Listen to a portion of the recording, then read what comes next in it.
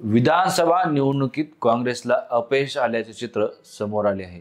याचाच परिणाम म्हणून नाना पटोले यांनी जबाबदारी घेत राजीनामा दिल्याची बातमी नुकतीच हाती आलेली आहे। सत्ता स्थापनेसाठी महायुतीकडून बैठका सुरू आहेत। सत्ता स्थापनेपूर्वी मुख्यमंत्री एकनाथ शिंदे, अजित पवार यांची दिल्लीवारी होणार आहे। 27 किंवा 28 तारखेला सरकार स्थापन होण्याची शक्यता आहे। याबाबतच आज महायुतीचे नेते नेमका काय निर्णय घेणार आहेत याबाबतच्या सर्व अपडेट आपण जाणून घेणार आहोत। विधानसभा निवडणुकीतील अपयशाची जबाबदारी घेत काँग्रेस पक्षाचे ज्येष्ठ नेते नाना पटोले यांनी काँग्रेस प्रदेशाध्यक्ष पदाचा राजीनामा दिले असल्याची माहिती समोर येत आहे। त्यांनी पक्षश्रेष्ठींकडे राजीनामा दिला आहे। ते राहुल गांधी यांची भेट घेणार असल्याचे वृत्त साम टीव्ही यांनी सध्या दिले आहे। विधानसभा निवडणूक निकालाचे चित्र स्पष्ट झाले आहे। राज्यात पुन्हा एकदा महायुतीचे सरकार आले आहे, तर महाविकास आघाडीला मोठा धक्का बसला आहे। यावर आता नाना पटोलेंनी प्रतिक्रिया दिली आहे। विधानसभा निवडणूक निकालाचे चित्र स्पष्ट झाले असले राज्यात पुन्हा एकदा महायुतीचे सरकार आले आहे, तर महाविकास आघाडीला मोठा धक्का बसला आहे। राज्यात महाविकास आघाडीच्या केवळ 45 जागा निवडून आल्या आहेत, तर दुसरीकडे मात्र महायुतीचा ऐतिहासिक असा विजय झाला आहे। तब्बल 230 जागा महायुतीला मिळाल्या आहेत।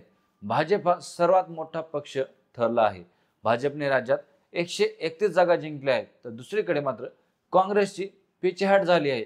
काँग्रेसला राज्यात केवळ 15 जागेवर समाधान मानावे लागले आहे। यावर आता काँग्रेसचे प्रदेशाध्यक्ष नाना पटोले यांनी प्रतिक्रिया दिली आहे। पाहुयात नेमकं ते काय म्हणाले। हा निकाल महाराष्ट्राच्या जनतेसाठी आणि आमच्यासाठी अनपेक्षित आहे। याची चौकशी केली जाईल याचे मी समर्थन करतो।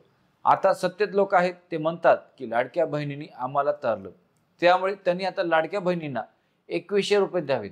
महाराष्ट्रातील जनतेला त्यांनी जी आश्वासन दिली आहेत त्याची त्यांनी काटेकोरपणे अंमलबजावणी करावी। भ्रष्टाचार थांबवण्यासाठी त्यांनी काम करावं। मोदीजी म्हणाले होते, आमचे सरकार धुतल्या तांदळासारखे आहे, हे सरकार स्वच्छ असावं ही आमची प्रामाणिक भूमिका आहे, असे पटोले या ठिकाणी म्हणाले। पुढे बोलताना त्यांनी म्हणाले, आम्हाला ईव्हीएमवर चर्चा करायची नाही, मात्र आम्ही याचा अभ्यास नक्की करू। पत्रकारांना ईव्हीएमवर शंका असेल, आम्हाला नाही। फडणवीस शिंदे यांच्या सभेला गर्दी जमत नव्हती, त्यामुळे सध्या सोशल मीडियावर ही चर्चा सुरू आहे।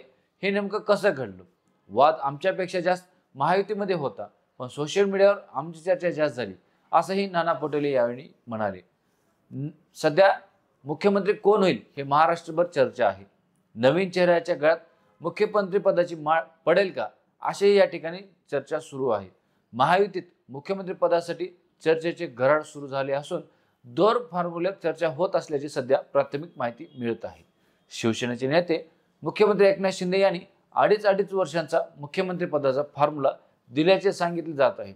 अजित पवार यांच्या राष्ट्रवादी काँग्रेसकडून 2-2-1 असा फॉर्म्युला दिल्याची सूत्रांची माहिती आहे।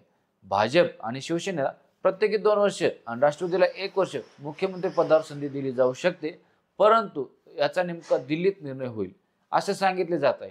महाराष्ट्रातील महायुतीकडून या फॉर्म्युल्याची चर्चा फेटाळण्यात आली आहे, परंतु भाजपचा पूर्ण मुख्यमंत्रीपद जाऊ शकते आणि त्यासाठी नवीन चेहरा पुढे येऊ शकतो अशी शक्यता वर्तवली जात आहे।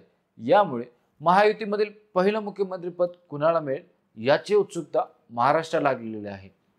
आपण हा व्हिडिओ कोणत्या मतदारसंघातून पाहत आहात आणि आपला विजयी आमदार कोण आहे त्याचे नाव नक्की कमेंट करून कळवा, आणि आपल्या आमदाराला कुठलं मंत्रिपद मिळू शकते हेही आपल्याला वाटत असेल तर कमेंट करून नक्की कळवा, आणि पाहत राहा राजमुद्रा न्यूज लाईव्ह। धन्यवाद। मनोरंजनाचं प्रबोधन, करमणुकीचं उद्बोधन, बातमी अचूक, माहिती बिनचूक, पाहत रहा राजमुद्रा न्यूज लाईव्ह।